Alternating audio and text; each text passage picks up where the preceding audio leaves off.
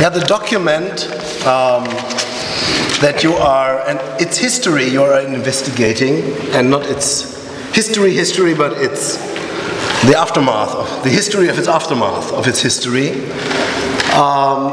is a document in which the rape of four Arab women is mentioned, almost in passing. Something that was already written about, also in passing, in a book about 48 by Benny Morris. Something, and you write about that it was not a secret in a way, but the way it was already mentioned in passing in the original document and then wiped out by a kind of censorship in the document again, brought you on a journey, as much as the stones in the museum in Dan. But the journey you undertook was not a journey to uncover a secret, because the secret was already uncovered. But it was a journey much more in search of a language to talk about what happened then, and who could speak about it, and who could speak with whom about it, and what kind of power is in play if somebody speaks with somebody about it. But was it more the stones in the museum, or was it this document that made you writing this book? The commitment. I mean, this is a commitment. Yeah. I mean, you burn the bridges behind you. This is a commitment. I mean, you describe it even as in this language. But what brought you on that journey? Well, I think the journey started with the irony of the discrepancy between the material that the museum is made of and what is inside the museum. But the stones were a beginning of a sort of I don't know if it's a trip, or I don't know how to call it, but it was the beginning of a narrative, yeah, that I had no idea where this narrative would go, because I was dependent on what I would find in the archives and what people would tell me, and it might have gone anywhere. So the stones were you know, it's like it was the stones were a beginning. And I don't think it was mentioned here, but the story of the rape of the IDF soldiers raping the 4 Palestinian women. So these women were from Hunin. Yeah. So this is how I got there, because the 4 women who were raped were from the village, which eventually turned to be the Museum for History. Yeah. So this is the connection of these women to the stones. But I think I thought about it the other day. I think somehow, when my writing is always like one movement. Is a movement, and I don't know where it goes. And also there, I didn't know the stones would lead me to a censored document about raped and murdered Palestinian women, but it did. When you spoke with fellow kibbutzniks from Dan, I mean, talking about the stones in the museum is one thing. Talking about the way Hunin was, I mean, first most of the population was kicked out, then 4 women were raped and murdered, then in the end, the whole village was destroyed. I mean, when you spoke about that with fellow kibbutzniks from Dan, what happened? You know, I want to tell you that I know that I'm quite a brave person, but I know that I'm also quite of a coward. I mean, I have both these elements in me. And I wasn't going around the kibbutz talking to every person about the rape. You know, it's scary. And my parents live there, and my brother lives there, and I go there to visit them. You know, yeah. I mean, I was never really nonchalant about talking about this. But I have an interesting thing to say about talking to the older people in the kibbutz, because okay, this was 48. The village was destroyed, and then 51 they started to take the stones down from the mountain to where the kibbutz is. It's not so close. It's about now it's about half an hour drive. Back then the roads were not so good. You know, it's a bit of a drive. But still they went up there to take the stones. And I asked the elderly people, before I even knew if it's true or if it's not true, I asked elderly people about the museum and about the stones and where the stones are from. And back then there were not many elderly people who were like in their 20s back in 48. And I started to ask. I mean, every kibbutz, I think this is maybe true for any small community. Small community has its own unofficial historians. Yeah, if you want to know something about your community, you go to this elder person or to this elder person, and they're the person who you ask every time you need to know something, and they tell you the story. And so at first I went to 2 or 3 of these unofficial historians, and they just wouldn't answer me. And I don't think they lied.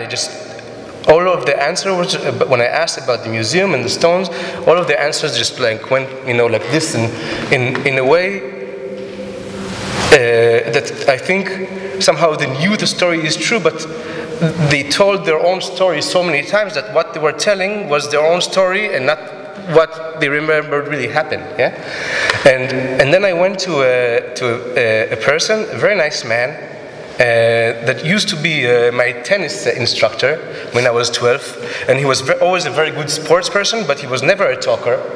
Nobody asked him anything because he just played tennis very beautifully. And I asked him, "What about the stones?" And he just told me the story like that, because he was not trained into repeating his own story. Yeah. So this was about the elderly people. With the rest of the people,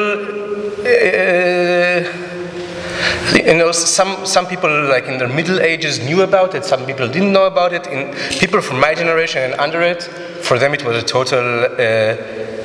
For them it was a total surprise, except for Gimel, who somehow got it through and gave me this word, you know, to begin with. With the passages that Hubert read for us, you would have an impression of the book that could be pretty misleading, because this is a narrative about somebody with a quest, looking for a truth buried somewhere. But you decided to break with this realistic narrative at some point. And what is puzzling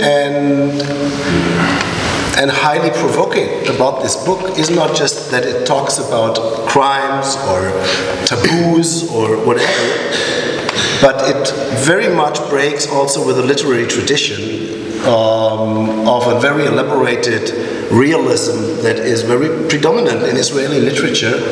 And what you do in the book is that already very early in the book, if you read it, you start to experiment with different languages.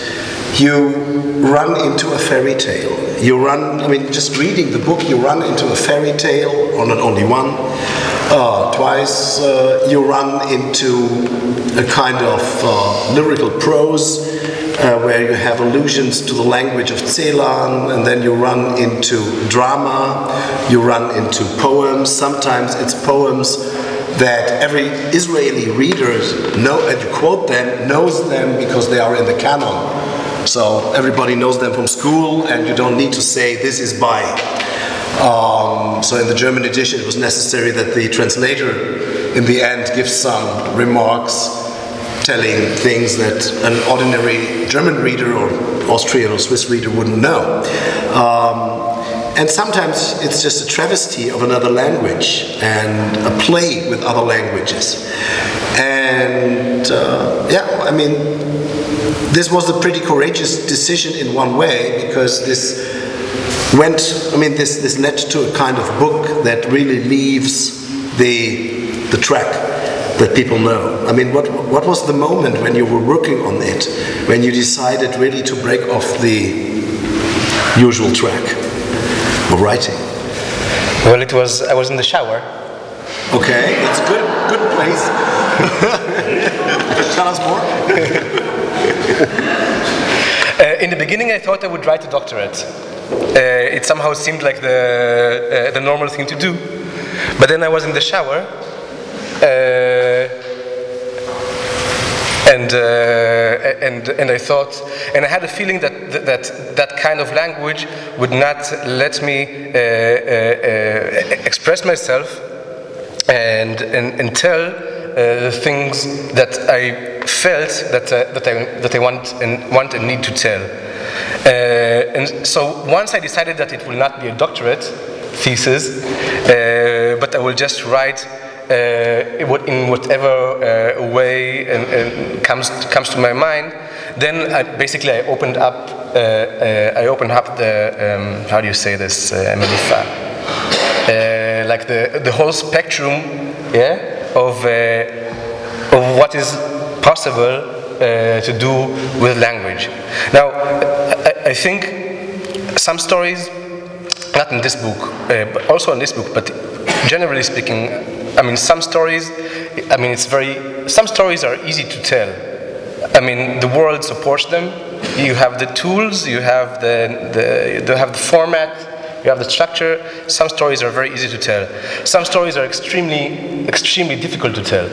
And I think I tried to tell a story that was extremely difficult to tell because there were so many layers there was so much weight sitting on it, keeping it buried down. So I think what I needed to do, I felt, maybe it's not true to say that I felt it. I just did it, and maybe in retrospect I can talk about it like that.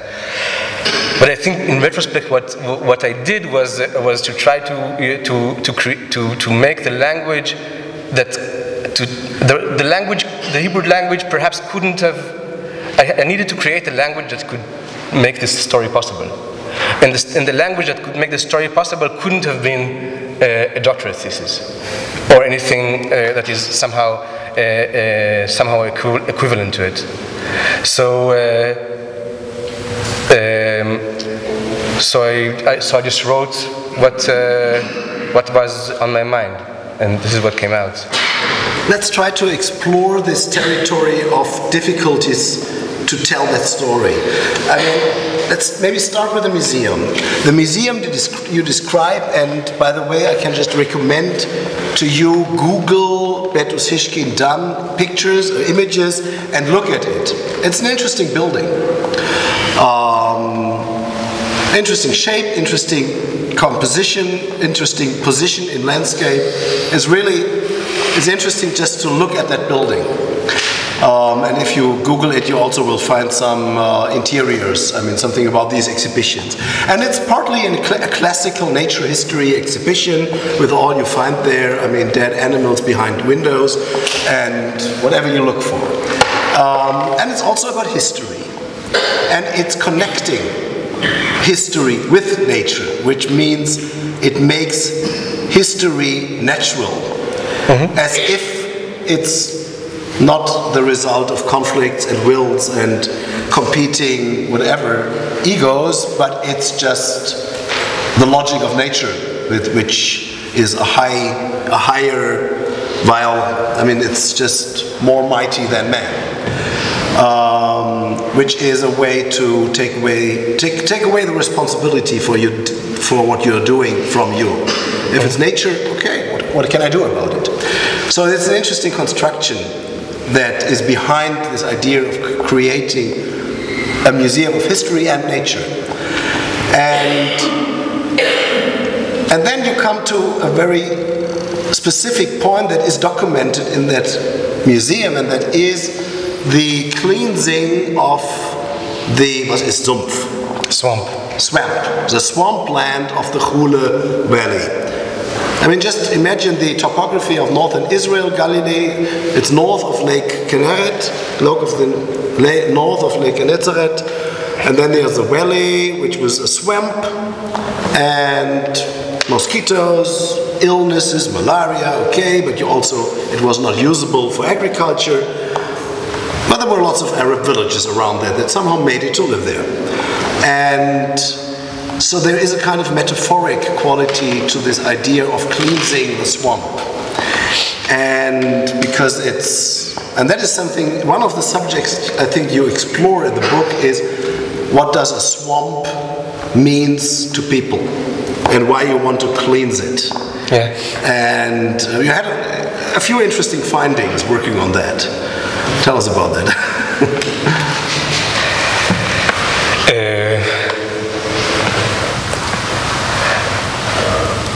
I don't remember what I found.